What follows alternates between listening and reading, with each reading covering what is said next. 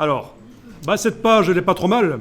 Si je l'affiche en aperçu, cette double page, je veux dire, elle n'est pas trop mal. Si je l'affiche en aperçu, je vois que on a deux colonnes de texte sur la page de gauche avec un grand titre, un sous-titre. Il y a de la numérotation automatique.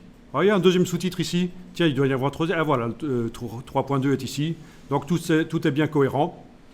Alors, la page suivante, les sous-titres est bien numéroté dans la continuité, tout va bien. Alors si jamais ça ne marchait pas, si les numéros foiraient complètement, la petite astuce, c'est de sélectionner les blocs et de les couper et puis de les recoller au même endroit. Et à ce moment-là, les numéros redeviennent bons. Parce que vous n'avez pas à faire un document en flux continu. Parce que c'est un document pour débutants. Et on peut aussi, même quand on est avancé, faire des documents comme ça. C'est-à-dire que les titres, les blocs texte sont complètement indépendants. Enfin, complètement pas vraiment, parce qu'il y a quand même du chaînage entre les deux blocs texte de la page de gauche. C'est-à-dire que le texte coule d'un bloc à l'autre. C'est ça les petits élastiques qu'on voit. Hein. Il y a quand même du chaînage.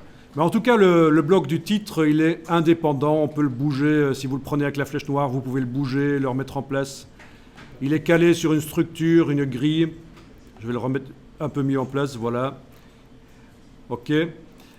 Et donc, parfois, ça foire les numéros. Donc, rapidement, petite parenthèse ici, comment régler le problème des numéros qui ne fonctionneraient pas. Alors, vous pouvez le faire aussi si vous voulez. Vous êtes en affichage normal ou aperçu, peu importe, les deux fonctionnent. On peut travailler des deux manières dans InDesign. Avec la flèche noire dans la palette des outils, vous allez cliquer sur le premier bloc ici. Ensuite, vous enfoncez la touche majuscule, la touche Shift sur le clavier, vous la gardez enfoncée. Vous cliquez sur le deuxième bloc. Vous cliquez aussi sur le troisième bloc de la page de droite. Vos trois blocs sont sélectionnés. Vous faites un CTRL X sur le PC, commande X sur le Mac. Vous avez coupé, vous avez envoyé dans le presse-papier, dans le clipboard. J'aime bien clipboard. Il va falloir le recoller au même endroit. Édition, coller sur place, c'est Edit dans la version anglaise. Et oui, Edit, je l'adore. Edit, coller sur place. Voilà.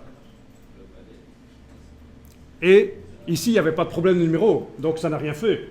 Mais je vous garantis que si jamais les numéros foiraient, si à la place de 3.1, vous aviez 2.6, et puis le suivant, c'est 2.7, etc. Autrement dit, ça ne tient pas compte du titre qui est là. Le fait de sélectionner, couper, recoller au même endroit, ça règle le problème.